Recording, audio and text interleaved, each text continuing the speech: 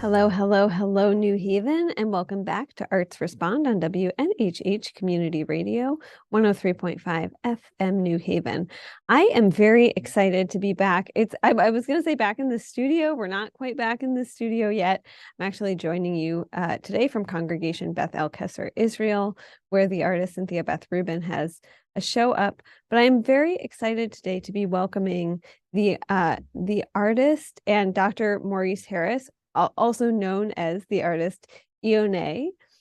We will be talking about the Fracture Excital, which is a still nascent or still new project, from 1515 Records, which is your label as an artist. But so first of all, I'm very excited to talk about that. Let's jump right in, and then I'm going to want to go into the Wayback Machine and talk to you, because everyone has a story of how they became an artist. Sure. But first, let's talk about what the Fracture Excital is. Right. So the fracture excital, that funny little made-up word excital, we'll start there. So excital is a concept that I developed in connection with my label around an exhibition and recital. So that's the idea. It's an exhibition and recital. And where this all came from and how this is different from like a typical concert or art installation has to do with the intentionality of the project. So in this specific case, the Fracture Excital. So the album Fracture, while the music was in production, in the background there was a lot of work being done around the visuals, the visual concept for the album. In this case, work that I was doing with a group known as the Collective New Haven, a collective of photographers. They build themselves as Black creatives, Black visual artists here in New Haven. And they were working with me on constructing or visualizing the story of the album. So although the songs on the album can be taken individually, if you listen to them in sequence, if you have some background into sort of the meanings of and the intentions of the lyrics, a story begins to unfold. And so they help to tell this visually. And then once we got to the point of announcing the album's release, the question was, how do we tell the whole story more than just a release party where folks get around and listen to, sit around and listen to some of the material that is performed live? We really wanted to express the complexity and the completion of the project. And so we had this idea of doing a combination exhibition, a photo exhibition, and recital, which we held back in September at Next Haven. And it was really wonderfully received there. And then shortly after that, we were invited to do a version of that at Toad's Place. And so with a little bit of reimagining, re-envisioning. So originally, if you think about presenting in Next Haven, we put a music performance in an art gallery, essentially. And so now here we're taking a visual arts exhibition and putting it in a music venue, essentially. So how does that translate? And how does that differ between the two venues? And that was really the question that we were challenged with in bringing the Toads show to fruition. And I believe that what we have in store is pretty cool, pretty exciting. So that's sort of the concept, the idea behind an Excital. So before we get into the upcoming show at Toad's Place, which is on Thursday, March 2nd, I believe it's 7 p.m. Doors open at 8 Oh, and the doors show at 8. starts at 8:30. So it's a little Yeah. bit later, but yeah. That was my I have like an octogenarian somewhere in my rib cage, and so that was my I don't know, my inner self coming out maybe. And but I'm wondering, everyone has a story of how they became an art. Everyone is an artist. So maybe I shouldn't say how you became an artist, but how you stepped into that part of yourself. So take me back a little bit, or a lot of it, to little Maurice and Yeah. and sort of where you discovered art for the first time, and then how you became a musician, and why music is an art form that speaks to you. I've Music, al- I will say music and visual art, so we'll get into Sure. that. I've always loved music, literally as far back as I can remember. And if we're talking origin stories, I would have to start when I was maybe, I don't know, like right out of my toddler years, maybe between the ages of 4 and 6. when I was living with my mother and my stepfather. My stepfather, he was in the military, he was in the Air Force, and outside of his military work, was a minister and a musician in the church. And we had an organ at home, and he often practiced on the organ at home. And he had no formal music training. He played entirely by ear. And my parents had bought me a little, it was like a toy organ that sat next to his organ. And I would sit down and I would try to play the things that he was playing on his organ. And they realized in really short order that I could actually play I was learning those songs. I could actually play the songs. And so as early as I can remember, they put me into piano lessons. And then traveling around as much as one does in a military family, I had any number of teachers pretty much anywhere we traveled. I always had teachers and mentors in the music space. At some point, even picked up the trumpet in elementary school and played trumpet and piano. And then fast forward into my preteen and teen years when we were living in Germany. And I think that for me was a big sort of turning point, I guess, in my relationship with music. And it became much more serious to me at that point. I was working with a particular instructor at the time who was classically trained, and her methods were very classical. But for me and my own sort of musical upbringing, improvisation was very important to me. If you think about, music in the American vernacular, and especially in the African American tradition, improvisation was important to me. And so while I was learning these traditional European classical compositions, I'd memorize the music, and then I'd sit down on my piano lessons and I'd play a version of that piece with maybe embellishments that I'd come up with on my own. And while it was amusing to my piano instructor, she also had I think, the foresight not to discourage it. Instead, she had a conversation with my dad and said, I think you should find an opportunity for him to play professionally and to develop his own style. And so my parents really took that idea and ran with it. Ironically, around that time, an opportunity became open on the air base where we were stationed, for a pianist for the Department of Defense Chapel Services. I auditioned for it and I got the gig. And then I think the rest from there for me was history. I knew then at that point that music would always be a part of my life. I became more actively engaged in writing compositions. And then fast forward years beyond that, when I was entering in the working world, my very first professional job was actually at a small independent record label and production company called Lagosa Records and Sound Studios. And Lagosa's early claim to fame, I'm going to really show my age and maybe some of the other ages of folks who are on this call, was Let the Music Play by Shannon. So the producer, the founder of this label, of this studio, was also the producer of that particular hit, and was also the manager of a lot of chart-topping artists that came out of Lagosa, and then later Legend Entertainment. And so I worked there for almost a decade, actually. And in my early career there, started writing background music for film and television, and at the same time had an administrative capacity. It's a small production company. You wear a lot of hats. So in an administrative capacity, was also working in artist management and in music licensing, primarily. And so I recognized early on sort of the value of being able to have creative control from a production perspective, from an intellectual property perspective, while at the same time never really abandoning and very much nurturing my creative interests. And that's just a thread that I've continued to carry with me up through today. So I think I think those are really the most important aspects of my origin story, if you will. And how was ENA born? Right, ENA. So ENA has an interesting emergence of his own. So I had written under a number of various pseudonyms, and then had really taken a break and hadn't really published or produced anything in the early 2000s.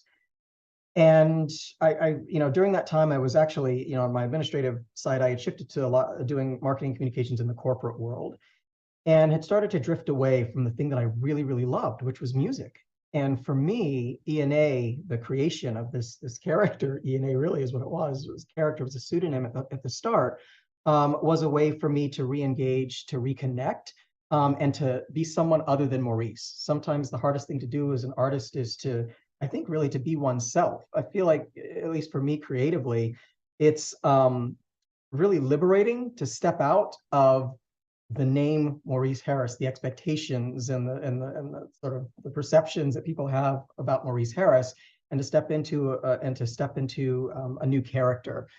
I was looking for a name that embodied kind of the things that I loved and were meaningful to me. So, for example, electronic music, electronica has always been my thing, my passion. So, electronic music, spirituality. I find that no matter how I slice it, I can never really get away from the impact that spirituality and my religious upbringing has on my music. Although it's secular music, there are definitely spiritual components that have to be grappled with and have to be explored, not suppressed. And so for me, looking for a name that sort of embodied all of that. And I was looking, it was a name, it was a word that had come to me, and the word was ion, IONNE, which by some recounts has its roots in the ancient Greek word that today we take to mean ion, or like, the atomic ion. And then there were other definitions that I was reading, other etymologies that I was reading that said that the name is actually linked to the Iona community. So when you think about a religious or spiritual community. And for me, I thought that's really great. I love that you have this one word, this one name that could have these two different meanings, and they both sort of coincide or intersect in a space that I think, in a space that's very cool and important to me. Changing the pronunciation of ion to ENA was kind of intentional on my part. Another aspect of my music that I think is very important is challenging and sometimes questioning gender roles. So this is something that is a more subtle aspect, but yet still an important aspect of my music, myself being a member of the LGBT community.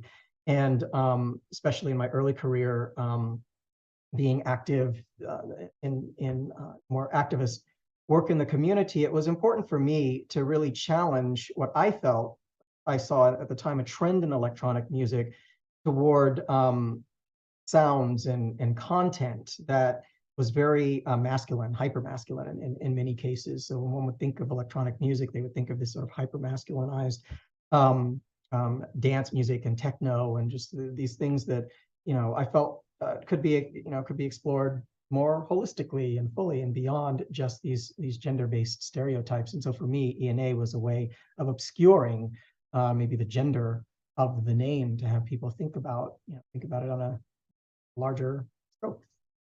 I'm also curious, do you think that your upbringing, so the fact that you moved around a lot and also spent time in Germany, factored into that as well? So I imagine, I don't know how big your world was, because when we talk about moving around in a military family, we're also talking about within the context of a base usually. And at the same time, I think a lot of folks, so I grew up in the Midwest. I think if you were a man, if you were a Black man, if you were a cisgender Black man, like you were put in a box. And that was also true, I think, for a lot of folks, especially when you're talking about gender stereotypes. Did you find that you had different experiences and different interactions with people that let you think differently about gender? I mean, I'm especially thinking about how I think in Germany and in Europe, the expression of gender for both male and female presenting folks can be very different than it is in the US. I love that you asked that question. For me, I would think the experience was most, I observed the experience, the differences in the experience, the cultural experiences, actually more around race than around gender. So I do want to talk about this. So ironically, when we lived in the United States, we lived predominantly on military installations, unless we were visiting with or living short periods of time with non-military family members, which we did from time to time. So the majority of my experience in the United States when I was growing up was within the context of military installations, military life. When we lived overseas, though, we lived overseas twice. Very early when I very young when I was in when we were in England, and then later on in my preteens and teen years in Germany, we actually lived off base, and so I was really, immersed in a completely new culture for me at that time, except for when I engaged with my colleagues at school, went to American schools in those areas. So for me, moving back to the United States, I was going into my 11th year in 11th grade in high school at the time. So moving back to the United States, the first and most jarring sort of difference was the first time I realized that I was being discriminated against, being treated differently than my colleagues because of the color of my skin, because of my ethnicity, because of my racial background, as opposed to any other reason. And that was, to say the least, it was eye-opening. It was interesting. It was heartbreaking. It was, recognizing very early on that I felt like, when I was attending high school in my teen years in the United States, that you had to pick which table you were going to sit at lunch. There was the table that had predominantly the white kids or the popular kids or the black kids, or and so in my case I chose the band geeks. So that was my crew. I felt like it was more representative um, of the diversity that I was accustomed to and aspired to, and also all my friends were kind of band geeks like me, so we made a space for ourselves. Yeah, and so I know you were playing the piano at this point. Were you also playing what we think of as, traditional band instruments? Yes, I was a trumpeter. Oh, Trumpet, yes. Okay. loved it. Yeah, I Yes. I love a good trumpet.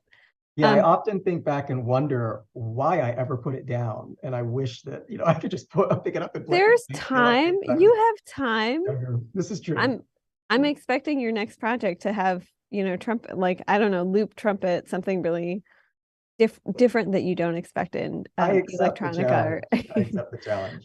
so I also wanted to ask you about, you mentioned having a background in organizing, um, which is, people wear a lot of hats during their lifetimes. Yeah, And I think certainly your background in organizing comes through on your 2021 work for those who remain. right. So I want to ask you about how sort of how that intersects with your your personality and your work as an artist, because none of those worlds can ever be completely separate. Right, right. So there's a lot to unpack there. And to unpack that, I do have to take a quick, jump back into the past. I think about the years that I lived and worked in Cincinnati for some time, and there was a thing during part of my time in Cincinnati called Article 12, which was Google it if you're not familiar with it, and you'll see and kind of understand all the ugliness to Article 12, which was a little thing in the ordinances Cincinnati that actually made it legal for employers and landlords to discriminate against individuals based on their sexual orientation. This was also during a time, this was before, and I'm going to start showing my age, this was before same gender partner benefits.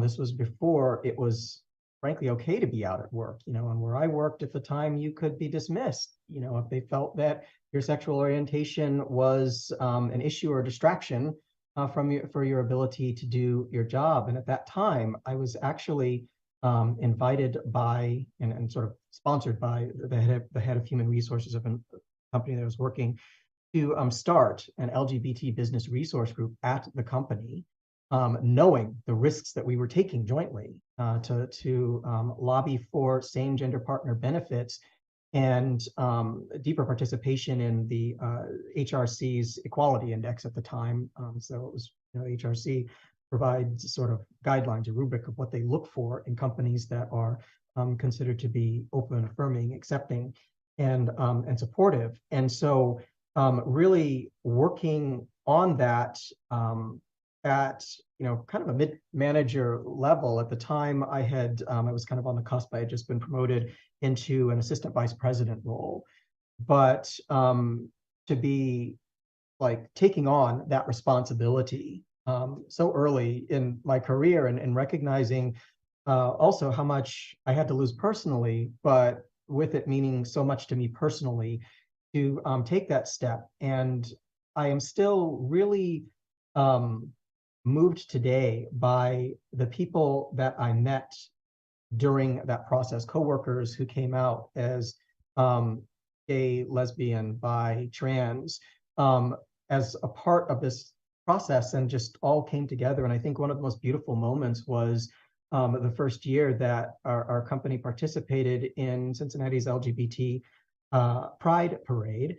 And more than we had almost 100 participants that year. More than half of the participants were allies of the LGBT community who came out to, to make their statement that they also felt like there needed to be changes in the company. And there were, in fact, immediate changes around that same time. The company then extended same gender partner benefits, and just like it was like a domino effect after that. We saw, I think just prior to that, we had seen the repeal of Article 12 in Cincinnati. And so for me, I think that's another maybe chapter of the origin story, but the origin story around how I recognized that I had the ability or a platform or a stage through my artistic practice to continue to affect social change.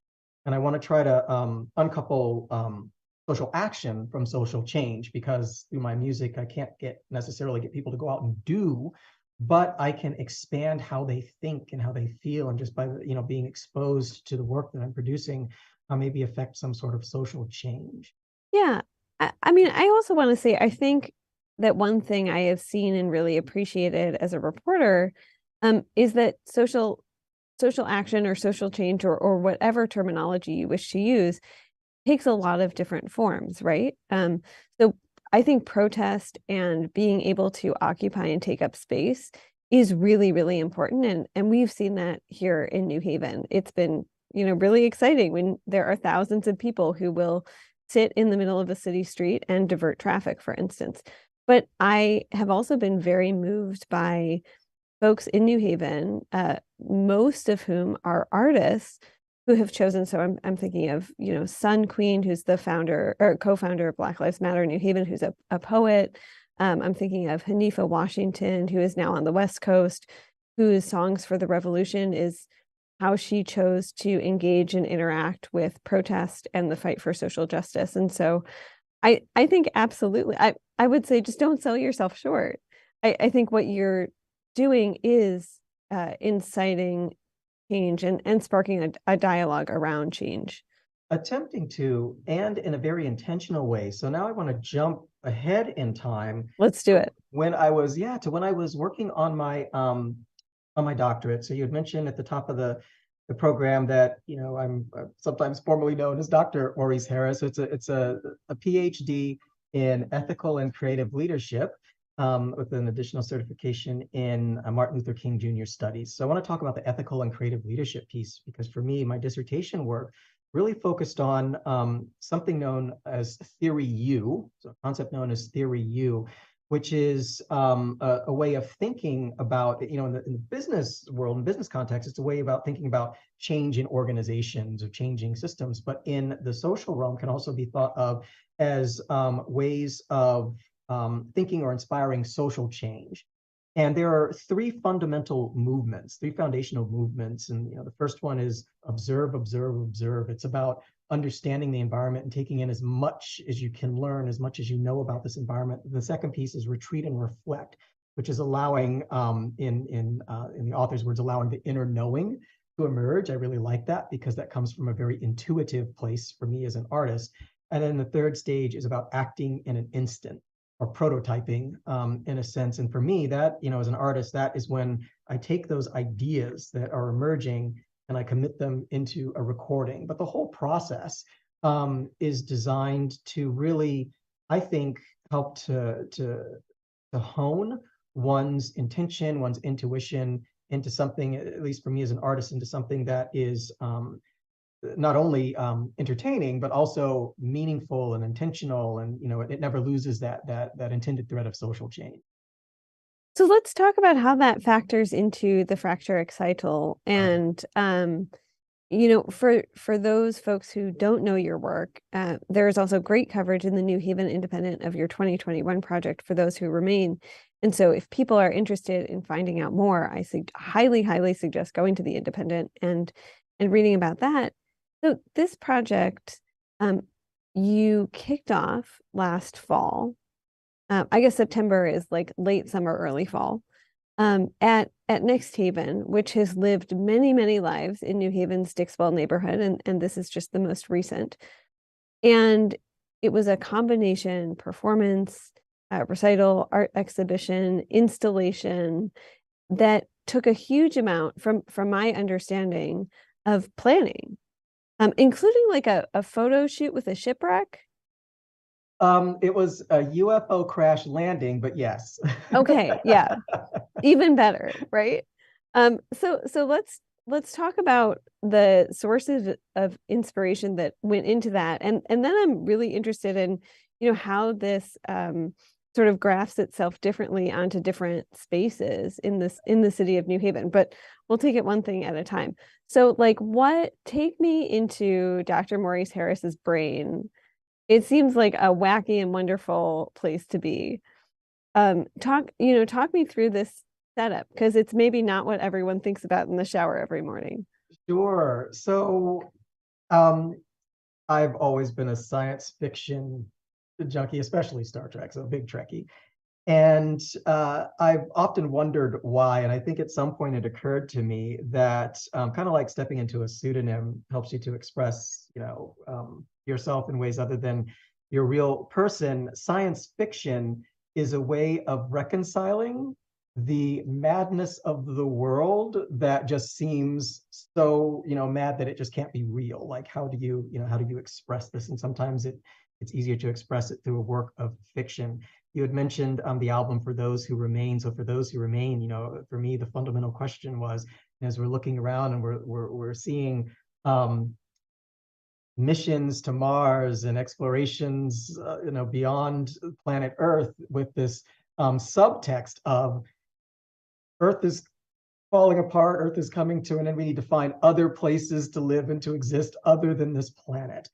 And then, of course, the fundamental question of, well, who gets to take this trip and who gets left behind? So this is, I'll leave it there for those who are interested in listening to the album For Those Who Remain, and get to hear some of the commentaries and the interviews and things that help to shape that album and speak to that question. With Fracture, it was really looking more intently at the breakdown of systems in which we put our faith and trust. So we think about current topics like the decline in democracy across the world. We look at things that have happened politically within our own country.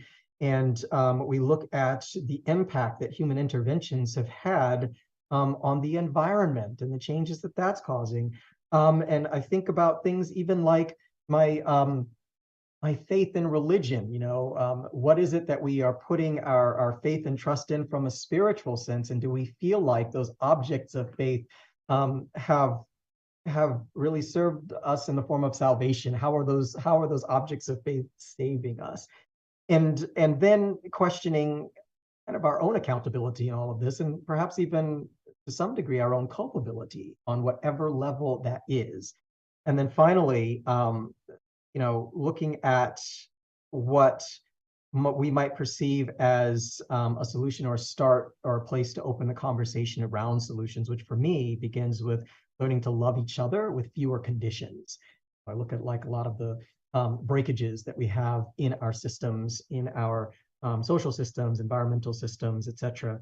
And I think a lot of it has to do with breakages that we have between ourselves as humans, and the inability to be able to have difficult conversations or be able to engage differences constructively. And so these things, I think, this was the observance and the retreating and reflecting that I really did around Fracture.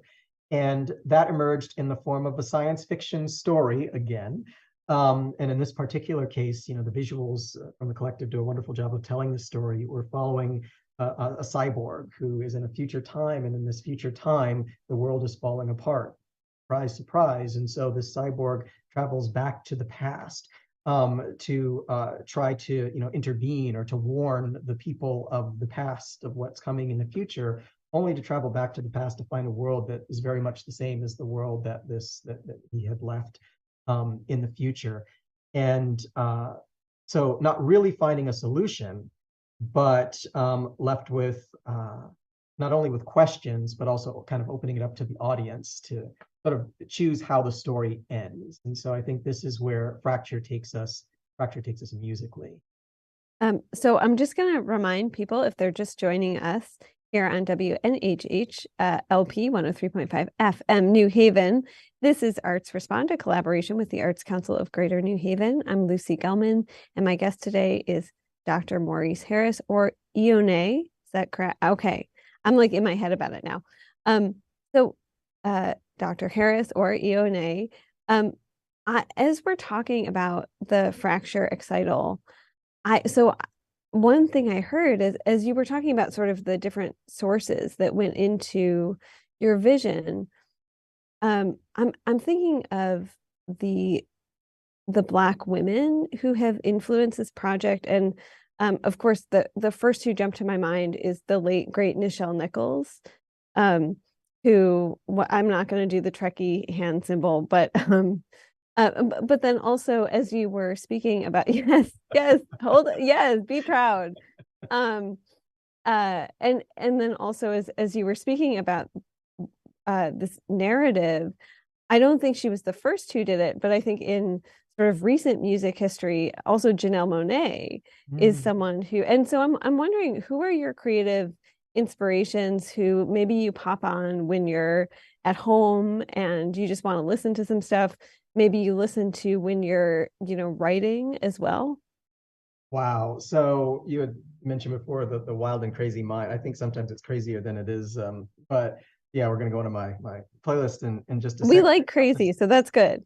Yeah, except to say that I wanted to add Octavia Butler to the list because was very much immersed in Octavia Butler throughout the production of both For Those Who Remain and Fracture. So definitely have to call that out. If I look at my playlist these days, I have um, just this week, Santigold, Depeche Mode is pretty much almost always in there somewhere.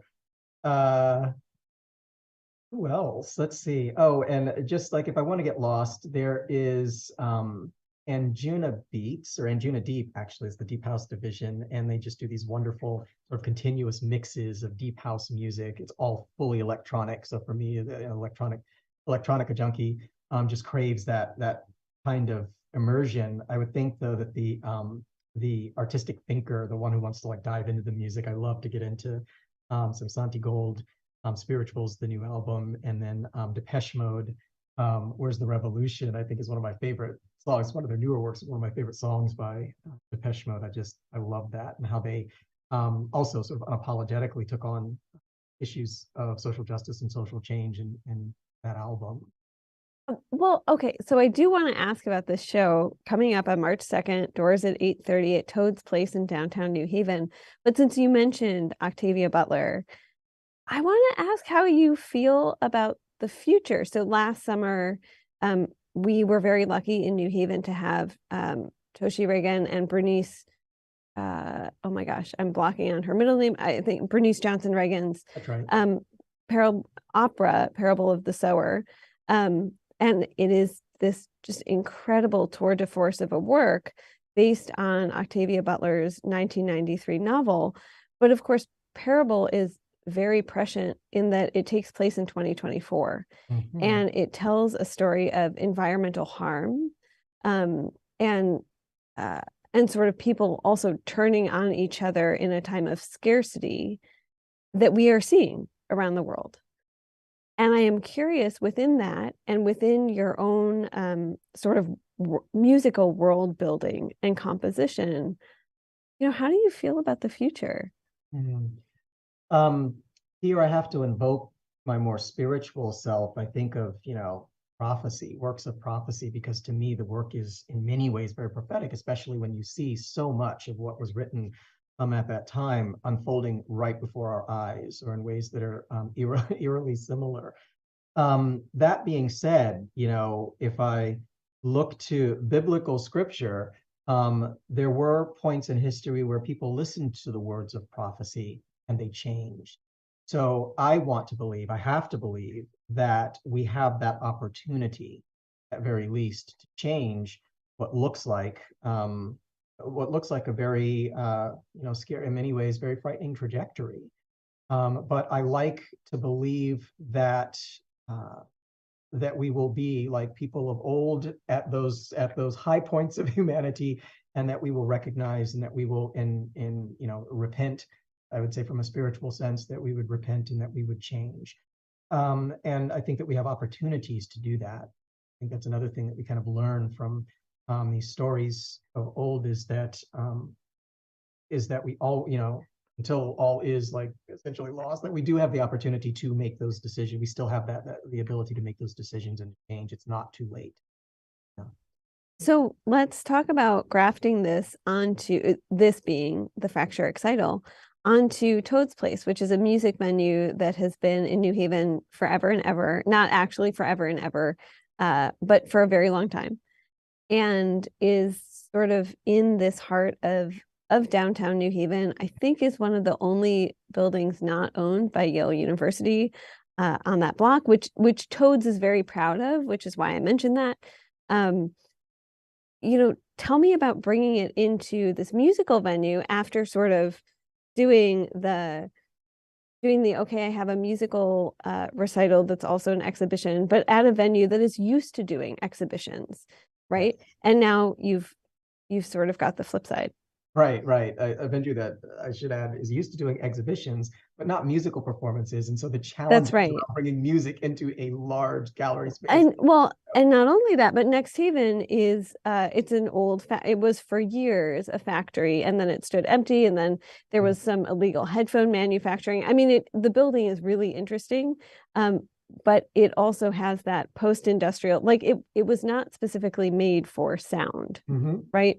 Yes, as we learned. For us, it was for us, the Excital production is also experimental in a sense. We recognized that individuals were very interested in immersive experience, artistic perspective, maybe something more than just a concert, maybe something more than just an exhibition. Why not bring the two together and in a space that is not necessarily ideal for music? And so now here we are at Toads, and thinking about putting up photography. Like, how does one display photography in a sort of nightclub or concert venue environment that doesn't have the kind of lighting that a gallery space would have, or the hanging system? And so we have taken a very creative approach to utilizing video screens and projection design to bring the photography and the visual works into this space. So essentially, we've just lit the photographs. We put the photographs up, and then in some case made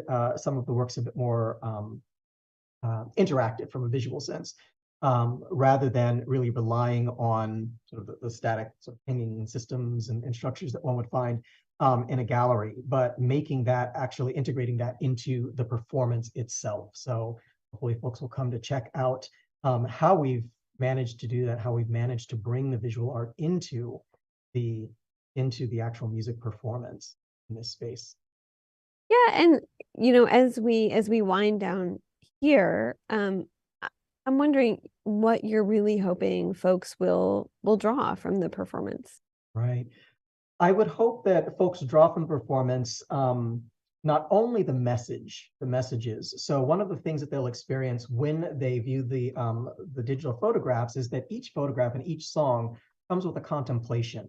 I explain the background of each of the songs, and I leave them with a contemplation to think about within the context of personal change or social change. So not just those messages, but also just by being with each other, having a good time, dancing to some fun music, to also leave with that thread of hope and recognizing that we can come together, we can engage our differences, and we can learn to love with fewer conditions, and hopefully thereby change. Well, that sort of factors into my final question, which is so this show, this I guess iteration of the show, grew out of how artists were adapting in lockdown at the time, and the show has just continued. But I'm curious, for you, how are you also taking care of yourself? And you spoke a little bit about it, sort of this philosophy of like maybe we can get along and we can love each other more and we can stop talking past each other. Um, but also like we just talked about the end of the world, right? We So did. so how are you making sure that you're also caring for yourself as a creative? I nourish myself as a creative by really trying to surround myself with other creatives. I had mentioned before, kind of the birth of ENA was when I began to feel divorced from the creative community. It was because I don't think I was really nurturing that part of myself. I wasn't really taking care of myself, if you will, in that way. And I think that being, really immersed in a creative community, and I've really been fortunate since I've been here in New Haven. I still feel relatively new. I came here in January 2020, so being relatively new New Havener myself. But one of the things that attracted me to New Haven was its reputation for being such a creative community and being so supportive of creatives. And so I think for that, it just, for me, it's a really sort of nourishing and nurturing place. It's been a space, just the city of New Haven has kind of been a space of self-care for me. Feel I don't feel unattended. And I hope the city has welcomed you. I know that New Haven, when there isn't a pandemic, can sometimes be a hard place to tap into. So I hope it's been very welcoming. I feel like it has, and there's been plenty to do. I think when I'm not sort of immersed in my creative community or holed up in my studio, I do like to get out. I need to hike. I need to be out in the woods in the wild somewhere and just kind of taking in natural. Yeah. Well, we luckily New Haven has no shortage of park space, and I Right. feel like we're lucky to be pretty connected. You can hop on the public bus and get to Sleeping Giant or to other parks as well. Yes. So, Dr. Maurice Harris or Ione, how can people find you if they're like, this dude sounds so cool? I need to find out more right now. There goes the rest of my workday. Please visit my website, https ione.com. That's IONNE.com. And there you will find plenty of information about Fracture, the Fracture Excital, plus my social media connections, and all of the wonderful ways to stay tuned into the music. And if you want to attend Ione's next show on March 2nd at the Lily's Pad at Toad's Place of New Haven, doors are at 8 p.m. The performance is at, well, so according to Toad's website, 8:30. Can I say 8:30? That's Yeah, right. Yes, the great. show starts at 8:30. The doors Show, open at 8. great. And Toad's is right downtown in the heart of New Haven. I will make sure Harry Droz, who is the station manager at WNHH, shares out that information as we're sharing the interview. Um, Dr. Maurice Harris or Ione, I want to thank you so much for joining me today on Arts Respond. I know that Friday is a busy day for humans around New Haven, and I really appreciate you taking the time to spend it with me. Thank you for inviting me. It's been a pleasure. Um, Great. And thank you, as always, to Harry Droz, who literally makes sure that we are on the airwaves and on the internets. I appreciate you, Harry.